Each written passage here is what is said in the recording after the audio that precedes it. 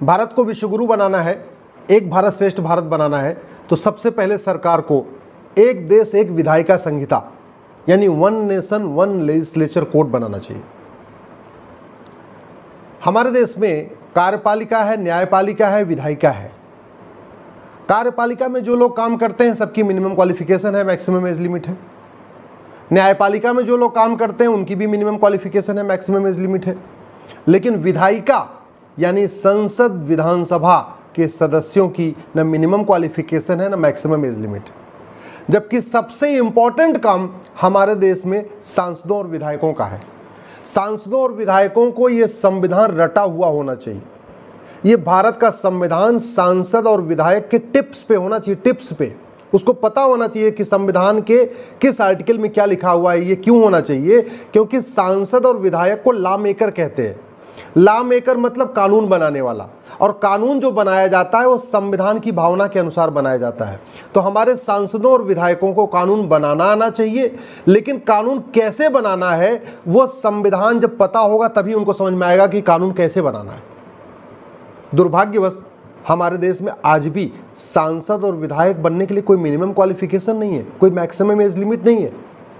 हवलदार बनने के लिए मिनिमम क्वालिफिकेशन है, होमगार्ड बनने के लिए मिनिमम क्वालिफिकेशन है, चपरासी बनने के लिए मिनिमम क्वालिफिकेशन है, सफाई कर्मचारी बनने के लिए मिनिमम क्वालिफिकेशन है, लेकिन सांसद और विधायक बनने के लिए कोई मिनिमम क्वालिफिकेशन नहीं है। उस समय 1947 में जब संविधान बन रहा था उस समय चर्चा हुई थी, लेकिन चूंकि आज़ादी के आंदोलन में बहुत सारे लोगों ने अपनी पढ़ाई छोड़ दिया था, बहुत सारे लोग जेल में थे, जेल में जाने के कारण पढ़ाई छूट गई, और बहुत सारे लोगों का फ्रीडम मूवमेंट पे पार्टिसिपेट करने के कारण पढ़ाई छूट गई। तो उस समय संविधान निर्माताओं ने बोला कि अभी इस समय मिनिमम क्वालिफिकेशन निर्धारित करना ठीक नहीं है, क्योंकि बहुत सारे ऐसे लोग जो जेल में हैं, जिनकी पढ़ाई छूट चुकी है, वो सांसद विधायक नहीं बन पाएंगे, इसलिए अभी मिनिमम क्वालिफिकेशन नहीं तय करते हैं, बाद में आने वाले समय में सरकार तय कर देगी। 75 साल हो गए, आज तक मिनिमम क्वालिफिकेशन तय नहीं हुई। उस समय मैक्सिमम एज लिमिट तय नहीं हुई। क्यों? क्योंकि बहुत सारे लोग अंग्रेज़ों के खिलाफ लड़ते लड़ते ओवर एज हो चुके थे। अगर मैक्सिमम एज लिमिट सेट हो जाती तो सांसद विधायक नहीं बन पाते, तो उस समय ओवर एज का कॉन्सेप्ट छोड़ दिया गया। उस समय क्रिमिनल केस को भी छोड़ दिया गया। जानते हैं क्यों?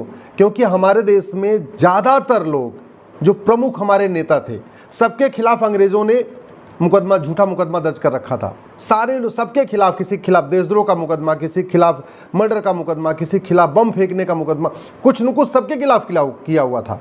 तो उस समय इसलिए जो क्रिमिनलाइजेशन है ना, उस पर भी कानून नहीं बन पाया। तो हमारे उस समय के संविधान निर्माताओं ने कहा था कि minimum qualification, maximum age limit भी बाद में सरकार तय करेगी, और साफ सुथरा यानी दागी छवि जो हो उसको चुनाव लड़ने से रोकने पे भी बाद में कानून बनेगा। दुर्भाग्यवश आज तक नहीं बना। एक आदमी जो सजा याफ्ता हो, जिसको 2 दिन की भी सजा हो जाए, वो चपरासी नहीं बन सकता, हवलदार नहीं बन सकता, क्लर्क नहीं बन सकता। कलेक्टर बनना तो बहुत बाद की बात है, लेकिन वो विधायक बन सकता है, सांसद बन सकता है, मंत्री बन सकता है, मुख्यमंत्री बन सकता है। ऐसे बहुत सारे लोग हैं जिनके खिलाफ सीरियस केसेस में, रेप के केस में, मर्डर के केस में, किडनैपिंग के केसेस में, ड्रग स्मगलिंग के केसेस में, फिरौती के केसेस में, लैंड ग्रैबिंग के केसेस में, माइनिंग के केसेस में, शराब तस्करी के मामले में, नशा तस्करी के मामले में बाकायदा चार्जेस फ्रेम हो चुका है। एफआईआर तो छोड़िए, एक तो पहले एफआईआर होता है, उसके बाद पुलिस जांच करती है, पुलिस चार्जशीट फाइल करती है, चार्जशीट फाइल करने के बाद दोनों पक्षों को कोर्ट सुनती है, सुनने के बाद चार्ज फ्रेम करती है। तो ऐसे लोगों को जिनके खिलाफ कोर्ट ने चार्जेस फ्रेम कर दिया है, वो भी सांसद, विधायक, मंत्री, मुख्यमंत्री बने हुए। इसलिए मैं कह रहा हूँ, भारत में एक समान विधायिका संहिता, यूनिफॉर्म लेजिस्लेचर कोड यानी one nation one legislature code बनाने की ज़रूरत है। मैं प्रधानमंत्री से निवेदन करता हूँ, विशेष सत्र बुला रहे हैं, प्लीज़ एक दिन आप यूनिफॉर्म लेजिस्लेचर कोड पे चर्चा कराइए, समान विधायिका संहिता पे चर्चा कराइए, और भारत में एक समान विधायिका संहिता लागू करिए। इसी तरीके से जो विधायक है, पता चला पिताजी विधायक थे, पिताजी मुख्यमंत्री थे, पिताजी की पार्टी थी, तो सीधे सीधे उसको जीत गया? नहीं, विधायक बनने के लिए कम से कम 5 साल तक पार्षद या प्रधान के रूप में काम करना अनिवार्य होना चाहिए। इसी तरीके से सांसद बनने के लिए कम से कम 5 साल विधायक के रूप में काम करना अनिवार्य होना चाहिए। कुछ तो अनुभव होना चाहिए ना। हम कहते हैं और अनुभव हो चाहे ना हो, या तो आप अनुभव वाला पैमाना सेट कर लीजिए, और नहीं तो जैसे टीचर्स के लिए टीचर्स एलिजिबिलिटी टेस्ट होता है और 2 होता है, प्राइमरी टीचर के लिए अलग टेस्ट होता है, जूनियर में टीचर के लिए अलग टेस्ट होता है, इंटर कॉलेज का अलग टेस्ट होता है, लेकिन टीईटी होता है, टीचर एलिजिबिलिटी टेस्ट होता है, एक प्राइमरी का होता है, एक जूनियर का होता है। ऐसे 2 अलग अलग लेजिस्लेचर एलिजिबिलिटी टेस्ट कराइए। पार्षद प्रधान का एक टेस्ट करा लीजिए ऑल इंडिया लेवल पे, जो आदमी लेजिस्लेचर एलिजिबिलिटी टेस्ट क्वालिफाई कर ले वो पार्षद और प्रधान के लिए अपना चुनाव लड़ सके। ऐसे सांसद विधायक के लिए एक दूसरा कर लीजिए। मिनिमम क्वालिफिकेशन कम से कम कर लीजिए। पार्षद प्रधान बनने के लिए कम से कम 12वीं रख लीजिए। अब तो ऐसा कोई गांव नहीं है जहां 12वीं पास लोग नहीं है। और सांसद विधायक बनने के लिए कम से कम आप ग्रेजुएशन रख लीजिए, BA, BSc, BCom, engineering, medical, जो भी है, चार्टेड अकाउंटेंट हो, कुछ भी हो, कम से कम ग्रेजुएट हो। ऐसा कोई गांव, ऐसा कोई क्षेत्र नहीं, विधानसभा क्षेत्र नहीं है जहां ग्रेजुएट नहीं मिलेंगे। ऐसा कोई लोकसभा क्षेत्र नहीं मिलेगा जहां ग्रेजुएट नहीं है। तो अब हमारे पास ग्रेजुएट भी हैं, फिर हम मिनिमम क्वालिफिकेशन क्यों नहीं तय कर रहे? हमारे पास 10वीं 12वीं हर गांव में है, फिर हम पार्षद प्रधान बनने के लिए 10वीं 12वीं क्यों नहीं कर रहे?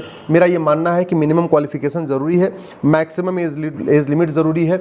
एक लेजिस्लेचर एलिजिबिलिटी टेस्ट, जैसे शिक्षक पात्रता परीक्षा होती है, टीचर एलिजिबिलिटी टेस्ट होता है, वैसे ही पार्षद प्रधान के लिए एक अलग टेस्ट होना चाहिए, सांसद विधायक बनने के लिए अलग टेस्ट होना चाहिए, ऑल इंडिया लेवल पर होना चाहिए। परिवार की आय का, पूरे परिवार का जो आय का स्रोत है, हर साल सांसद विधायक पार्षद प्रधान के लिए इसको पब्लिश करना अनिवार्य होना चाहिए। देखते देखते स्कूटर से चलने वाले पार्षद बनते हैं और 5 साल के बाद फॉर्च्यूनर से घूमने लगते हैं। देखते ही देखते स्कूटर से चल रहे थे, प्रधान बन गए, उसके बाद 5 साल के बाद फॉर्च्यूनर, सफारी और टोयोटा इनोवा लेके घूम रहे। कहाँ से आ रहा इतना पैसा? पूरे, केवल जो आदमी पार्षद प्रधान हो या सांसद विधायक हो वही नहीं, उसके पूरे परिवार का वार्षिक आय, पूरे साल में कितनी इनकम हो रही है, इसको पब्लिक डोमेन में डालना ज़रूरी है। और उसकी आय जिसने उसने पब्लिश कर दिया, उसके अलावा जो कुछ मिले उसको 100% जब्त कर लेना चाहिए। क्योंकि कई बार ऐसा होता है, इनकम अपने नाम पे नहीं दिखाएंगे, अपने ड्राइवर के नाम पे दिखाएंगे, अपने नौकर के नाम पे दिखाएंगे, अपने खाना बनाने वाले के नाम पे दिखाएंगे, अलग अलग नाम दिखाते, तो उसको 100% जब्त करने का प्रावधान रखना पड़ेगा।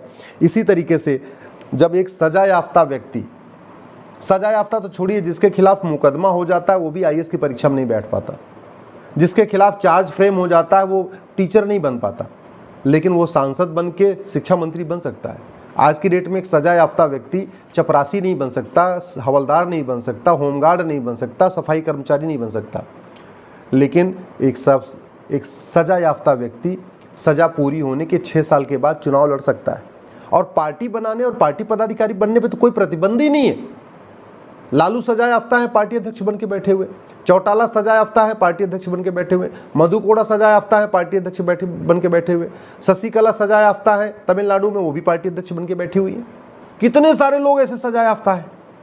अगर भारत को विश्व गुरु बनाना है, हम चाहते हैं अच्छे लोग संसद विधानसभा में पहुंचे, क्वालिटी के लोग संसद विधानसभा में पहुंचे, ईमानदार संसद विधानसभा में पहुंचे, तो एक हमें लेजिस्लेचर कोड बनाना ही पड़ेगा, विधायिका संहिता बनाना ही पड़ेगा। इतना बड़ा भारत है, आखिर कितने चाहिए हमें? 550 आदमी चाहिए हमें लोकसभा में और 250 आदमी चाहिए विधानसभा में। टोटल 800 सांसद चाहिए ना। अगर पूरा विधायक मिला लीजिए, एमएलए एमएलसी मिला लीजिए, कितना? 5,500। क्या इस पूरे इतने बड़े भारत में, 150 करोड़ के भारत में 5500 ईमानदार आदमी नहीं मिल सकते क्या? 5500 पढ़े लिखे लोग नहीं मिल सकते क्या? 5500 ऐसे लोग नहीं मिल सकते जिनको नियम कानून बनाना आता हो? मिल जाएंगे, लेकिन कानून बनाना पड़ेगा। नैतिकता की बातें करने से नैतिकता नहीं आएगी, कानून बनाने से नैतिकता आएगी। इसलिए मैं प्रधानमंत्री से निवेदन करता हूं, आप विशेष सत्र बुला रहे हैं, प्लीज़ 1 नेशन 1 लेजिस्लेचर कोड, एक देश एक विधायिका संहिता, यानी यूनिफॉर्म लेजिस्लेचर कोड, समान विधायिका संहिता पे चर्चा कराइए और भारत में एक समान विधायिका संहिता लागू करिए।